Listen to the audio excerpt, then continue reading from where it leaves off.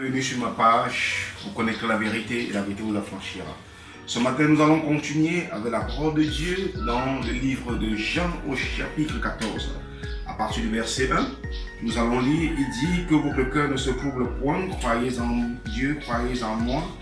Et il y a plusieurs demeures dans la maison de mon Père. Si cela n'était pas, je vous l'aurais dit.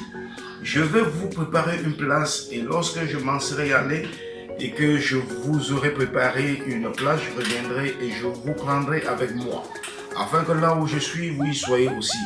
Vous savez où je vais et vous en savez le chemin. Thomas lui dit, Seigneur, nous ne savons pas où tu vas. Comment pouvons-nous en savoir le chemin? Jésus lui dit, je suis le chemin, la vérité et la vie et nul ne vient au Père que par moi. Alors Jésus dit, il y a plusieurs demeures dans la maison de mon Père. Ça veut dire que chacun a une place devant Dieu. Alors comme je vous ai dit, vous connaîtrez la vérité et la vérité va vous affranchir. La vérité c'est Jésus. Alors ici Thomas était curieux de savoir la vérité, de savoir le chemin. Parce que Jésus-Christ seul est le chemin pour le salut de l'humanité.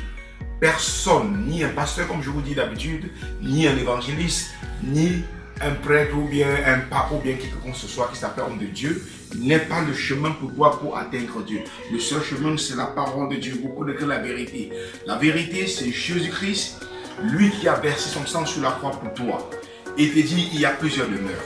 Ça veut dire que nous sommes ici sans demeure. Les demeures que nous construisons ici-bas, les maisons, les villas, toutes ces choses sont éphémères. Ça va se détruire avec le temps quand Jésus reviendra. Maintenant, il y a des demeures éternelles qui ne peuvent pas se détruire. C'est ça que Jésus t'appelle à ça.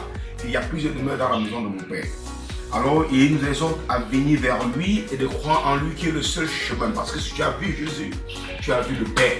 Nous cherchons à avoir des honneurs. Nous cherchons à avoir des qualités qu'on va nous apprécier ici-bas.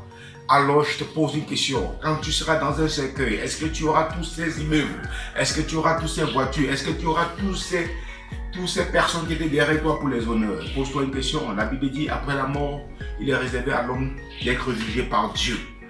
Quel sera ton rapport devant Dieu? Tu as passé le temps à jouer la vie.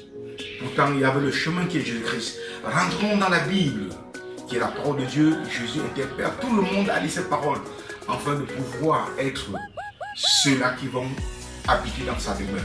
Je vais te dire ce matin, dans ta vie à Christ, tu ne perdras point, tu ne perdras rien, car il t'appelle, il te veut.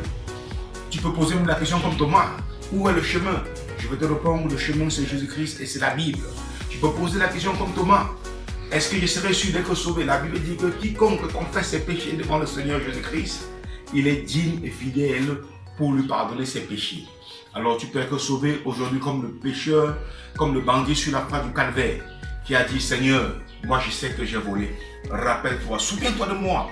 Quand tu seras au ciel, il a dit que ce soir, tu seras avec moi. Alors aujourd'hui, tu peux dire à Jésus, souviens-toi de moi maintenant, je suis pécheur. J'ai péché, j'ai volé, j'ai commis l'adultère, j'ai fait tout ce qui est mauvais. Souviens-toi de moi maintenant, pardonne mes péchés. Alors si tu veux, je veux prier avec toi. Seigneur Jésus, je viens auprès de toi parce que je me sens coupable d'adultère, je me sens coupable de toutes sortes de péchés, de mensonges. Et je viens auprès de toi que ton sang me lave et me purifie afin que ma vie devienne la sienne. Que je ne sois pas quelqu'un qui doit me guider moi-même, mais que ta parole me guide. Pardonne mes péchés, lave-moi, purifie-moi et accepte-moi dans ton royaume et accorde-moi également une demeure dans ton royaume. Et au nom de Jésus, je te dis Amen, tu es sauvé. Alors, je vous donne le prochain rendez-vous sur la vérité, sur la parole de Dieu. Alors, prépare-toi pour le prochain message. Je vous donne rendez-vous sur la parole de Dieu prochainement. Abonnez-vous et posez-moi toutes les questions que vous voulez. Je serai prêt à vous répondre. Et je prie que Dieu vous bénisse. Il vous accorde la grâce et l'amour afin que vous soyez sauvés au nom de Jésus-Christ. Alors si tu aimes ma page, abonne-toi et laisse-moi un message, je vais te répondre au nom de Jésus-Christ. Amen.